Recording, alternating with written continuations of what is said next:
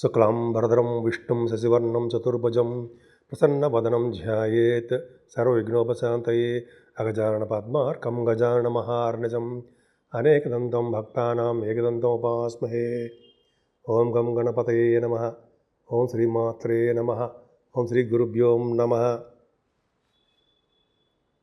మా ఆది ఆస్ట్రాలజీ చూస్తున్నటువంటి మీ అందరికీ, అలాగే విదేశాల్లో కూడా ఉంటూ నా వీడియోస్ చూస్తున్నటువంటి మీ అందరికీ పేరు పేరున నా హృదయపూర్వక నమస్కారాలు.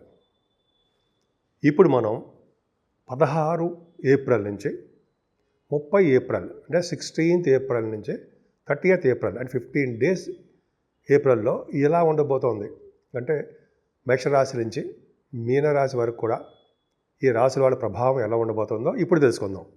దానికంటే ముందర మీరు మీ జాతకాలు చూపించుకోదలుచుకుంటే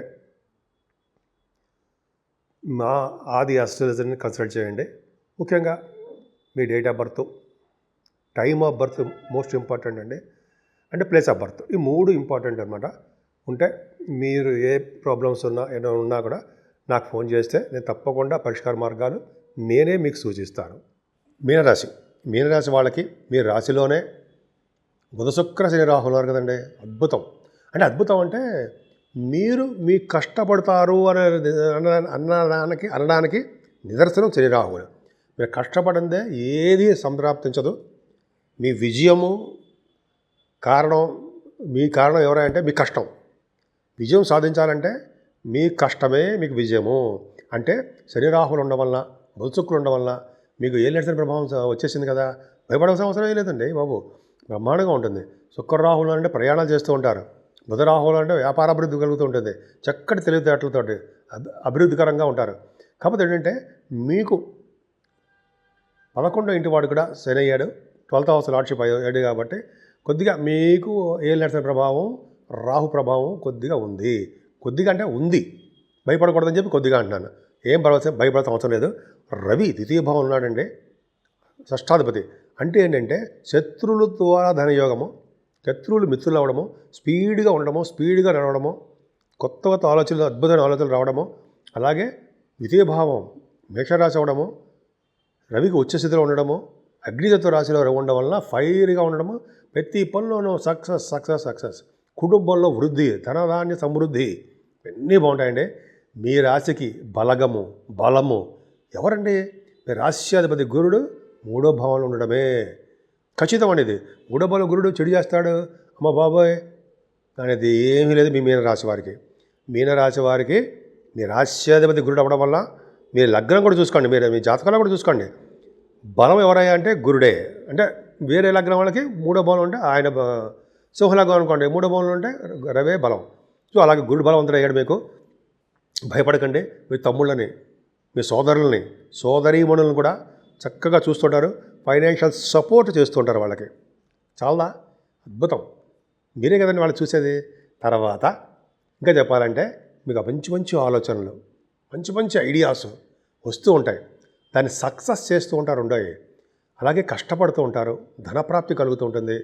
ఏ పని కూడా మధ్యలో వదిలేసేయడం అంటూ ఉండదు. మీకు శుభవార్తలు వింటూ ఉంటారు. మీ తల్లిగారి యొక్క ఆరోగ్య పరిస్థితి అద్భుతంగా ఉంది. ఎందుకంటే 4th house లార్డ్ శుక్రుడు బాగున్నాడు కాబట్టి వాహనాలు, గృహాలు, ఆభరణాలు, మ్యూజిక్ ఇవన్నీ మీకు బాగా ఉండడానికి అవకాశము ఉంది. మీ తల్లిగారి ఆరోగ్య పరిస్థితి బ్రహ్మాండంగా ఉంది. చదువులో ఆటంకాలు లేకుండా నిరంతరము సాగిపోతూ ఉంటుంది. ఏదేమైనా సంతానం విషయంలో అంటే పంచమ స్థానంలో కుజుడు ఉన్నాడు కాబట్టి భూముల వలన తగాదాలు, భూముల వలన ఇబ్బందులు కలగడానికి అవకాశాలు ఉన్నాయి. సంతానం విషయంలో కొద్దిగా చిన్న జాగ్రత్తలు తీసుకోండి. పుత్ర సంతానం విషయంలో కొద్దిగా మీకు లేట్ అవ్వడానికే అవకాశాలు ఉన్నాయి. స్టాక్ మార్కెట్లో ఉన్న వాళ్ళకి లాసులు వస్తాయండి, కొంచెం ఆచితూచి జాగ్రత్తగా ఉండండి. ఏదేమైనా భార్యాభర్తల యొక్క అనురాగ దాంపత్య జీవితము సుఖమయంగానే ఉంటుంది. ఎందుకు? కేతు ప్రభావం ఉన్నా సరే, శని ప్రభావం ఉన్నా సరే, గురుడు ఉన్నాడు, మీ రాశ్యాధిపతి గురుడు ఉన్నాడు కాబట్టి మిమ్మల్ని సపోర్ట్గా ఉండి మనం కాపాడుతూనే ఉంటాడు. కొత్త బిజినెస్ వెంచర్స్ స్టార్ట్ చేస్తారండి, పార్ట్నర్స్ కూడా పెట్టుకుంటారు. అలాగే విహారయాత్రలు చేస్తారు, అద్భుతంగా ఉంటుంది. దగ్గరకు వచ్చిన సంబంధాలు కూడా సక్సెస్ అవుతాయి. వివాహాది వేడుకలు కూడా మీ ఇంట్లో చేసుకోబోతున్నారు. మీ ఆరోగ్య పరిస్థితి, ఆర్థిక పరిస్థితి చక్కగా ఉన్నాయి. కుటుంబం అంటే తలవంతలంపగా మీ కుటుంబంలో వచ్చినటువంటి ధనయోగం ప్రాప్తి మీకు కుటుంబం నుంచి తలవంతలంపగా మీకు వచ్చే ధనయోగ ప్రాప్తి ఉంటుంది. కుటుంబం నుంచి కదండి, బయట నుంచి కూడా వస్తాయి డబ్బులు మీకు ఉంది. సేవకా జనం బ్రహ్మాండంగా ఉంటారు. మీరు చేస్తున్న వ్యాపార విస్తరణ బాగుంటుంది, వ్యాపారాభివృద్ధి. చాలామంది మీ మీనరాశిలో ఫారిన్ వెళ్తున్నారు ఉన్నాయి. విద్య రీత్యా అంటే హైయర్ ఎడ్యుకేషన్ రీత్యా విదేశాలు వెళ్ళడానికి అవకాశాలు ఉన్నాయి. షూటింగ్లు కానీ, పర్సనల్ పనులు కానీ, బిజినెస్లు కానీ ఉంటారు కదా, మీరు వెళ్తున్నారు.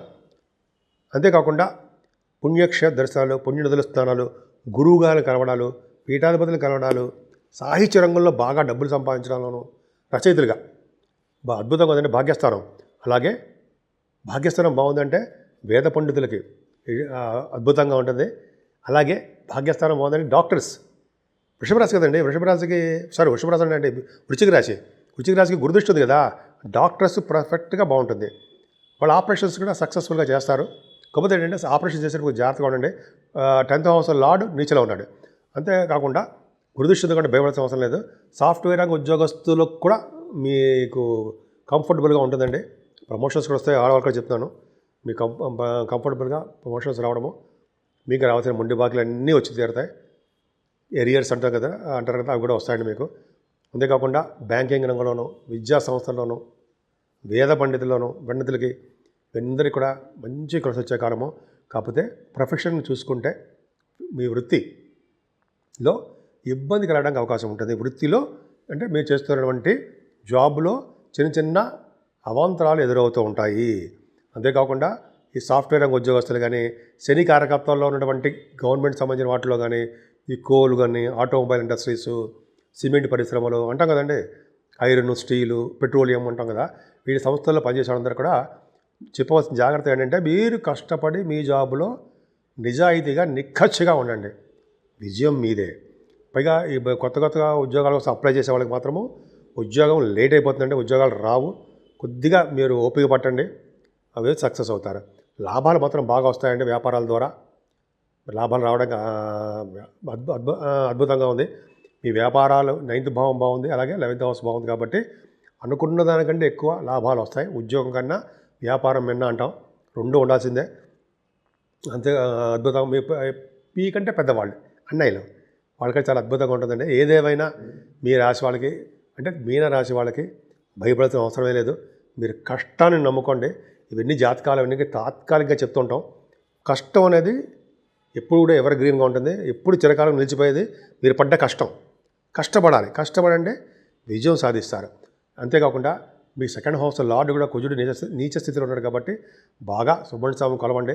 కుటుంబంలో వృద్ధి కలగడము, కుటుంబంలో ఐశ్వర్యం కలగడము, మీ కుటుంబంలోనే పేరు ప్రఖ్యాతులు రావడము, ధన సంపాదన మెరుగుపడము కూడా జరుగుతుంది. అంతేకాదండి అంటే అన్ని విధాలుగా ఆయన సపోర్ట్ ఇస్తుంటాడు మీకు. ఆయన సుబ్రహ్మణ్య స్వామిని ఎప్పుడు మర్చిపోకండి, ఆయన కళ్యాణం చేయించుకోండి, చక్కగా అద్భుతంగా ఉంటుంది. ఏదైనా 30వ తారీఖు కూడా మనకి సింహాచల నరసింహస్వామి యొక్క రిజర్వ్ దర్శనం అని చెప్పి క్యాలెండర్లోనూ వాటిలో రాశారండి. సో ఆ స్వామి యొక్క దర్శనం చేసుకుందాము, టీవీలో వాటిలో చూద్దాము. స్వామివారి యొక్క దర్శనము, స్వామివారి యొక్క పూజలు చేసుకోవడం వలన ధైర్యం వస్తుంది, ముందర ధైర్యం వచ్చేస్తుంది. దానివల్ల ఏ పనైనా సరే, ఎన్ని కష్టాలు వచ్చినా సరే మీరు విజయం సాధించేస్తూ ఉంటారు. సో గ్రహ ప్రభావం కూడా మీ మీద చాలా తక్కువగా ఉండడానికి అవకాశం ఉంది. ఇప్పుడు మనం రెమెడీస్ గురించి తెలుసుకుందామండి. రెమెడీస్ అంటే మనం ఏ పరిహారాలు చేసుకుంటే బాగుంటుంది. మేషరాశి నుంచి మీనరాశి వరకు కూడా 12 రాశుల వారికి కూడా చెప్పదగ్గ సూచన పరిహారాలండి. ఇప్పుడు ఈ 15 రోజులు కూడా సర్పదోషం ఉందండి. రాహుకేతుల మధ్యలో 8 గ్రహాలు ఉండిపోయాయి. చంద్రుడు కూడా బయటకు వచ్చేస్తాడు అనుకోండి. ఒక విధంగా చెప్పాలంటే సవ్యకాల సర్పదోషము అంటాం. రాహుకేతుల మధ్యలో గ్రహాలు ఉండిపోతే, సపోజ్ రాహుకేతుల మధ్యలో శనీశ్వరుడు, రాహు దగ్గరే శనీశ్వరుడు, బుధ శుక్రులు ఉండడము, రవి, గురు, కుజ, కేతువులు, ఈ రాహుకేతుల మధ్యలోనే ఇన్ని గ్రహాలు ఉండిపోవడం వల్ల సర్పదోషం కూడా ఏర్పడుతుంది. సవ్యకాల సర్పదోషం అంటాం. సో ఈ సర్పదోషాన్ని నుంచి మనం బయటపడాలన్నా, కొద్దిగా సర్పదోషాన్ని నుంచి మనకి ఇబ్బందులు కలగకుండా ఉండాలన్నా ముఖ్యంగా చేయవలసిన పని శ్రీకాళహస్తీశ్వరుడు పూజించడం వల్ల, హస్తీశ్వరుడిని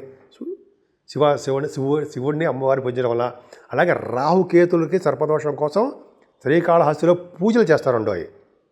అక్కడ చేయించుకోవడం వల్ల ఒకవేళ కుదరకపోతే మన ఊళ్ళోనే మన రాహుకేతులకు సంబంధించిన పూజలు చేసుకోవడం వలన చాలా మటుకు సర్పదోషం అనేది సవ్యకాల సర్పదోషం అనేది తగ్గిపోతుంది.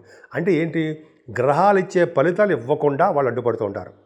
మంచి ఫలితాల నుంచి మంచి ఫలితాలు ఇవ్వకుండా మనకి కొద్దిగా ఆటంకాలు ఏర్పడడానికి అవకాశం ఉంటుంది. 12 రాసులకి ఒక్క చంద్రుడు అక్కడే బయటకు వస్తాడు అనుకోండి, అయినప్పటికీ కూడా సర్పదోషమే. సో ఇలా మనం దోషం నుంచి బయటపడాలంటే ఇది చెప్పినట్టు శ్రీకాళహస్తీశ్వరుణ్ణి అంటే శివుడిని అమ్మవారిని పూజిద్దాం. ఎందుకంటే పార్వతి అమ్మవారిని పూజిస్తే గ్రహాల యొక్క ప్రభావం ఉండదు కదండి. పాము రూపంలో ఆవిడ నడుము గొడ్డాణం రూపంలో ఉంటుంది కదా, సర్పు రాహుకేతువులు. సరే, అది పక్క పెడితే ముఖ్యంగా ఈ పూజలు చేయించుకోవడం వల్ల, అలాగే అమ్మవారికి మన ఊళ్ళోనే కుంకుమ పూజ కానీ లేదా చండీ హోమాలు కానీ చేయించుకోవడం వల్ల, వెంకటేశ్వర స్వామి ఆరాధన చేసుకోవడం వల్ల, శివాభిషేకాలు చేసుకోవడం వల్ల, అన్నిటికంటే ముఖ్యమైనది ఈ నెలలో 28వ తారీఖునే వైశాఖ మాసం వచ్చేస్తుంది. అందున 30వ తారీఖు మన సింహాచల నరసింహస్వామి చందనోత్సవం జరగబోతుంది. సో అంటే ఏంటి, మనం నిజరూప దర్శనాన్ని సింహాచలంలో నరసింహస్వామికి గంధంతో, మీకు తెలియదు ఉందండి, మొత్తం స్వామివారిని కప్పేస్తారు, చేసేస్తారు. ఇప్పుడు స్వామివారికి ఆ గంధం తొలగించి నిజరూప దర్శనం కలిగిస్తుంటారు. ఆ స్వామిని చూసినా, ఆ స్వామివారిని పూజించిన మనకి ఈ రాహుకేతువులు కాదు కదా, ఎవరి వల్ల శనీశ్వరం వల్ల ఎటువంటి గ్రహాల వల్ల వచ్చే దోషాలు పరిహారం అవ్వడమే కాకుండా మనకి ఎటువంటి ఇబ్బంది కలగనివ్వకుండా ఆ లక్ష్మీనరసింహస్వామి మనకు కాపాడతారు. పైగా ధైర్యాన్ని ప్రసాదిస్తారు. మనకి ఎటువంటి కోర్టు కేసులు ఉన్నా, అంటే ఎటువంటి ప్రాబ్లమ్స్ ఉన్నా, పెళ్లి కాకుండా ఉన్నా, లేకపోతే పుత్తూరుగా ఇబ్బంది కలిగినా, లేకపోతే ఉద్యోగాల సమస్యలు ఉన్నా, ఇటువంటివన్నిటికీ కారకులు గ్రహాలే కదండి. సో కాబట్టి స్వామివారిని పూజ చేద్దాం. ఇప్పుడు మేము అన్నీ చెప్పినా కూడా నాలెడ్జ్ కోసం చెప్తున్నాం. మీ కష్టాన్ని నమ్ముకోండి. మీరు ఎప్పుడైనా సరే మనం అనేది గ్రహాలనేది మేము చెప్తూ ఉంటాం, మీకు మనం దాన్ని రెమెడీ చేస్తూ ఉంటాం. కానీ కష్టాన్ని నమ్ముకున్న వాడు ఎప్పటికీ చెడిపోడు. అంటే నిజాయితీగా కష్టపడి డెడికేటెడ్గా నిమగ్నమైపోయి చేస్తుంటారు ఉంటారు చూసారా, మీలాంటి వాళ్ళు కష్టపడతారే, వాళ్ళకి తిరుగులేని సామ్రాజ్యం, తిరిగే ఉండదు లైఫ్లో. సో కష్టపడండి, ప్రతి దాంట్లోనూ విజయం పొందండి. విజయం పొందుతూ భగవంతుడి యొక్క ఆశీస్సులతోటి మీరు విజయం పొందడానికి అవకాశాలు ఎక్కువ ఉంటాయి. సో 12 రాసుల వారు కూడా మనం మీ కష్టాన్ని నమ్ముకుంటూ భగవంతుడి యొక్క ఆశీస్సులు పొందుతూ ఉందాం. సో ఈ విధంగా ఈ 15 రోజులు మీకు కలిసి రావాలని, ఆ లక్ష్మీనరసింహ స్వామి యొక్క దీవెనలు, ఆయన యొక్క కరుణ కటాక్షాలు మీ మీద, మనందరి మీద ఉండాలని నేను మనస్ఫూర్తిగా కోరుకుంటున్నాను.